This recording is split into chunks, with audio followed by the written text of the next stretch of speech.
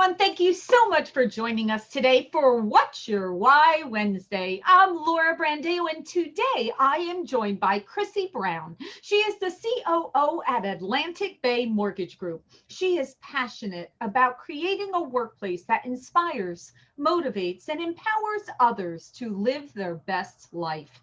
All right, Chrissy. Most of us came into the industry by accident, but we stayed in the industry because it tied to our personal and professional whys. Can you please share your why and what has kept you into the mortgage industry? Yes. Well, first of all, thank you so much for having me. Very honored to do this with you. So I don't know very many people that set out as their dream as a child, right? To be in the mortgage industry. So that's definitely accurate. Definitely stumbled upon mortgages, and really, I think why and what why I've stayed and why I've come this far 25 years later is when growing up I really wanted to change the world. I wanted to make a difference. I wanted my life to have some kind of impact on the world. So I decided to go in the route of being a missionary. Wow. And just a little bit of missions work here and there, but that was what my life's goal was: bring the clean water to the villages, or hold the dying babies, et cetera, whatever it may be. And again, stumbled into mortgages for sure. And I think that through leadership and through mortgages, I learned, and kind of it's been a really neat experience to realize that you don't have to necessarily go to that, the third world countries and build the orphanages and bring the clean water to change the world. I mean, change the world one life at a time. And so it's been my honor and privilege to be able to utilize leadership as kind of that ability, that instrument to be able to give people the tools and resources that they can have to grow into their whys, right? And to really, grow that professional and personal careers and their goals. And one of my leadership philosophies, if you will, is I want to be able to equip everyone to become the best version of themselves. So you take that from a leadership perspective. And then mortgages, I mean, how many great stories have we heard about doing that common sense underwriting, or going the extra mile for our client and helping them get into home ownership, especially a lot of folks that weren't able to get those kind of loans, years ago. So it's just been amazing to be able to help people change their lives and transform their lives. Absolutely. So take me back. Okay, so you did some missionary work. What did you learn during that time that actually you were able to carry over into leadership within the mortgage industry? Now, you mentioned about making people into the best version of themselves. How do you go about doing that with your team? What kind of tips could you share? Yeah, I think it comes down to genuine care. Like really having the heart for people, putting people first, prioritizing relationships, servant leadership, and I know that's kind of cliche these days and everyone practices servant leadership, but when you set out to be a missionary and or pastor, et cetera, servant leadership is what it's about. I mean, you're dedicating your life to help those that are in need, or to help others, quite honestly. And so really kind of transferring that into leadership and making about, I am here as a servant. I mean, leadership, for those that are in leadership, is not for the faint of heart. Is definitely not all what people think it might be. Is very difficult. And I think just being able to understand and really embrace the fact that I'm the servant to my employees. I'm here to serve them. I'm here to help them rise up to be the best version of themselves, equipping them with coachable moments. A lot of times, those hard conversations, the transparency is really what they need. And a lot of leaders are they shy away from wanting to be that for them, right? And so I think it's just the ability to be vulnerable, be authentic, and really invest everything I can into them. Yeah, that is such a good point. I was speaking to another leader within the mortgage industry, and he was telling me he loves when there's conflict, right? Where that's odd, right? Like you don't hear, what do you mean you love conflict? He's like, but conflict provides opportunity to have those transparent conversations and to really allow people 100%. to communicate, right?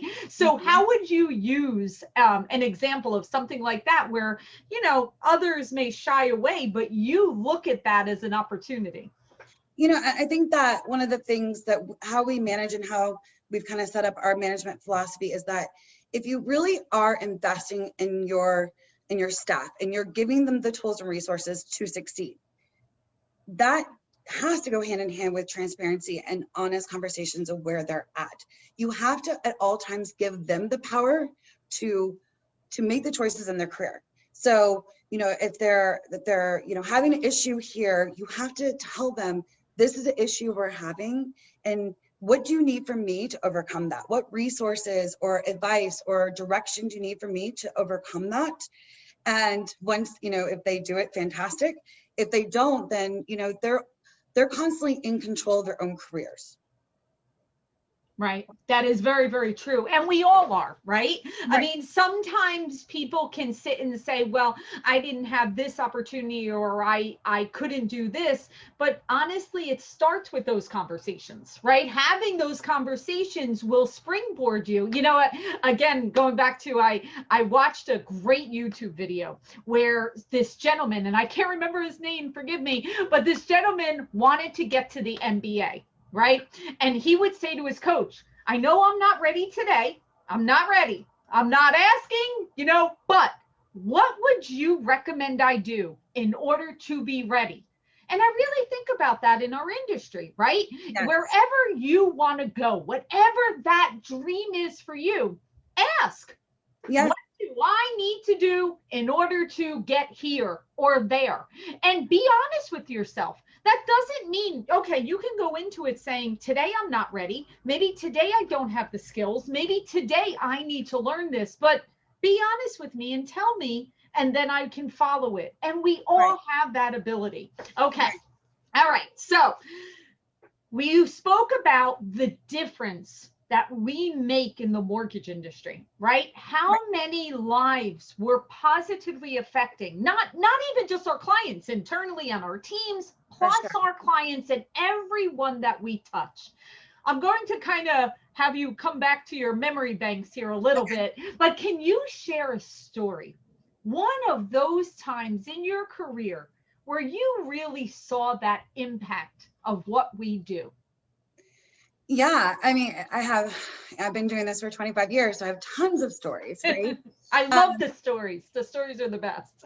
Yeah, so, you know, a majority of my recent experience, you know, prior to going into leadership was in underwriting. So, you know, you kind of hear it secondhand from your sales staff, the difference you're making in that arena. And then my sales days was, you know, before in the, you know, before the bubble. So we won't talk about those days, but you know, I love one of the stories of a loan that I underwrote. But the woman, she was at the closing table, and it was her and her husband, and she started crying. And my loan officer at the time said, you know, we're so excited for you. Are you okay? Like, what's going on? And she said, 5 years ago today, I checked myself into a homeless shelter. 5 years ago today, and now I'm purchasing a home. I mean, it just gives you chills, right?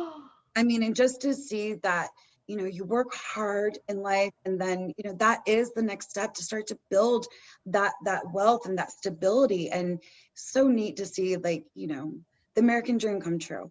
Oh my goodness, Chrissy, I can't even tell you how much that just hits me. Right. Yeah. And that's why I love doing things like this, because so many times we get caught up in the day-to-day, right? Okay, actually, we're recording this today. It's refi day, right? So I know I started my day going, oh my goodness, it's refi day. And, you know, we know it's going to be a hectic week. It's the last week of the month.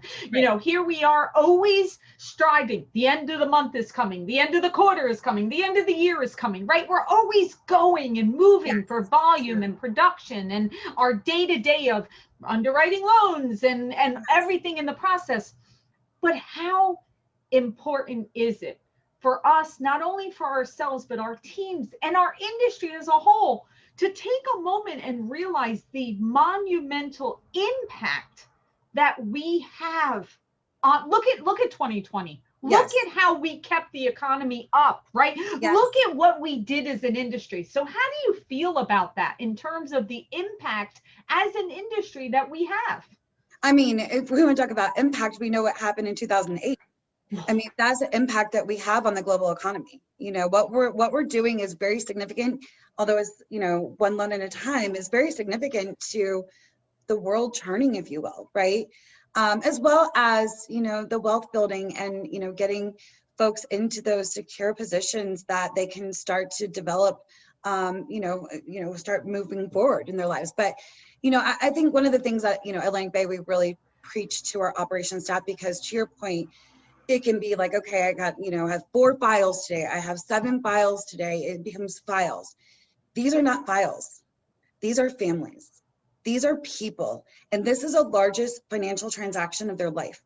And, you know, one of the things that we really try to instill in our staff is, instead of picking up the file and saying, I have to do this file, really shut your eyes for a moment and think about yourself being in a house with all of your boxes, everything boxed up, and the children are screaming, they have no beds because it's in the U-Haul, and you get some news that they need another thing, or closing got delayed, you know, and really trying to come at mortgages with empathy, that this is stressful. I mean, I always say that, you know, it's all fun and games until you're on the other side of that, right? You're actually the client. And then you're like, oh my gosh, this is so stressful, even though I did this. Now I understand. You know, but, you know, really trying to do business with empathy, that this is a very big deal. This is a lot of moving parts. And honestly, if I had my entire life in boxes and, you know, children screaming and, you know, really anxious moment, and somebody needed a bank statement, I would probably feel the same way our clients do, right? And just really trying to view them as that and not a file. Yeah, I think that's great advice. And I think you're very, very true, is that, you know, because we see it every single day, sometimes you can get numb to it. But you're correct. If your whole, especially, I mean, look at nowadays, right? It's even more stressful with, there's so many more components. And so I love that. That is great. All right. So I'm going to ask you this one final question of what's on the horizon? What do you want your legacy to be? Yeah, I mean, I think that it's funny. I was just talking to a group of people, you know, my career, and, you know, when I first got into leadership, my boss said to me, you're going to learn throughout your path what you love and what you don't love. And then you kind of outsource the rest. Like you hire and you staff up for the things that you don't love and stay focused on the things that you love. And one of the things that I want my legacy to be is, you know, I think too often in this industry, and honestly for corporate America, probably in general, there's a lot of that imposter syndrome. That's that, you know, you have to look like you have it all together. You're in this position, so you must appear as though you deserve to be in this position, you know, but deep down inside, no one's got it all together. No one is perfect. And so it's probably just my style too, but I've come into, you know, the industry and dealing with peers and stuff like that, and really try to be authentic and honest and transparent. And I'll be the first one to say to a group of people that intimidate the heck out of me, I don't know, can you help me? And giving permission for everyone else to say, we don't have it all together. We're all just doing the best we can. And I've gotten now emails from different individuals saying, thank you so much for opening that door, because people just are looking for permission, permission to be authentic, and permission to let go of that imposter syndrome, and that you still deserve your position, whether you have it all together or not. And I really, you know, hope to continue to create that within our organization and throughout the industry, is that it's okay. It's okay not to be perfect, and it's okay not to have it all together. Absolutely. So I love that. That is great advice. That is definitely something we need to be reminded to of all the time. And, you know, I recently watched a video about Henry Ford when he built, you know, when he built his empire. Do you know he only had a very few years of education? And when he built this successful company, people said, how did you do that? You are not someone that went to Harvard, you know, you didn't go to school. How did you do that? He said, well, I figured out what I was good at. And then I hired a whole bunch of really smart people around me that were able to do all the rest. He said, and together we built this. Yeah. And, it's funny because, as I, bring new people onto my team or deal with different people, I hate the word weakness. Weakness insinuates that the things that you are not, your strengths are negative, right? No one has everything. So I really encourage my staff and, in my leadership team to identify what they're good at and identify what they're not and own it. That's right. Own what you're not good at, because if you continually try to compensate for that, you're going to fail. Know what you're not, and then find ways to work around that, but really having the confidence and the things that you're just not built to be, I almost think, Chrissy, that's a true level of confidence, right? I think that people always say, how do you have so much confidence? I think when you get to the point where you're like, I'll use me for example. Right, for sure. I can't stand like doing the analytical Excel stuff. I'll review it, but I'm not someone that's going to sit there plugging that in. Now, I have a wonderful person that is absolutely amazing at that. And that is fantastic. But if I honestly thought, oh, I'm a terrible leader because I'm not good at that, I would be fooling myself. You're right.